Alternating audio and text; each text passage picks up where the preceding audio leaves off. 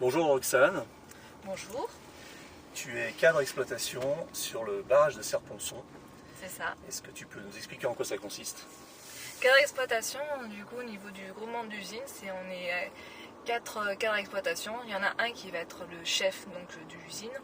Il y en a un qui va être responsable dans la maintenance locale. Moi qui vais être à la planification. Et après, on a également notre collègue qui va faire tout ce qui est performance production.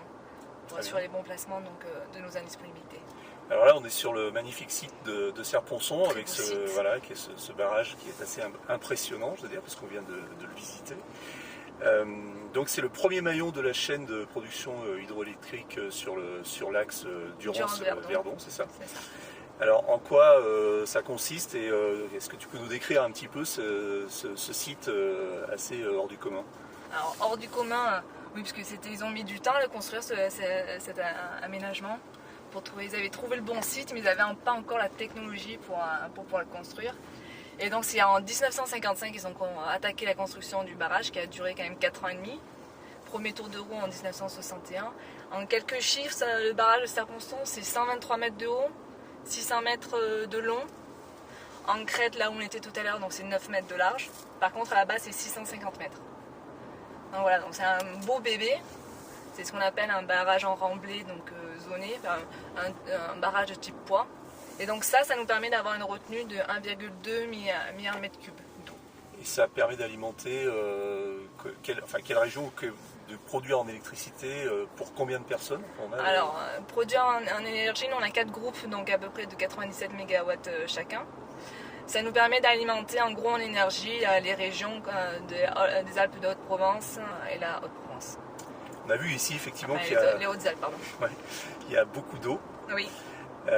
Et alors, il semblerait qu'elle ne sert pas qu'à produire de l'électricité. Donc, qu'est-ce que vous faites d'autre avec cette eau et comment ça s'inscrit dans l'environnement local? Donc, en plus de produire l'énergie, du coup, c'est vrai qu'on parle de multi-usage de l'eau. Sa fonction première, c'était réguler la Durance.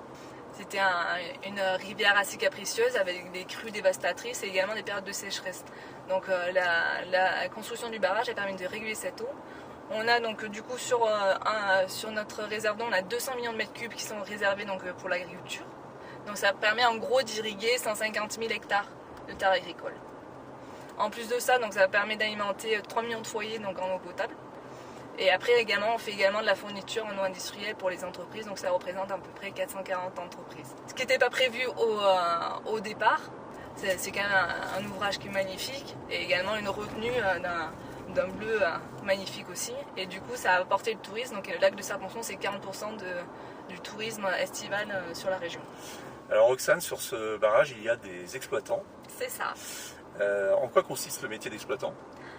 Donc le métier d'exploitant, c'est pour assurer qu'on produise bien l'énergie et surveiller également le barrage de Serponçon. On va faire donc tout ce qui est opération de maintenance et également surveillance des paramètres, qu'on ait bien les bons temps de manœuvre, que nos machines tournent correctement et les bons niveaux d'huile, le graissage, les contrôles des protections. Et également on va surveiller le barrage par des tournées d'auscultation, des examens visuels, contrôle des organes de sécurité, s'assurer que tout fonctionne. Très bien, merci Roxane. Merci.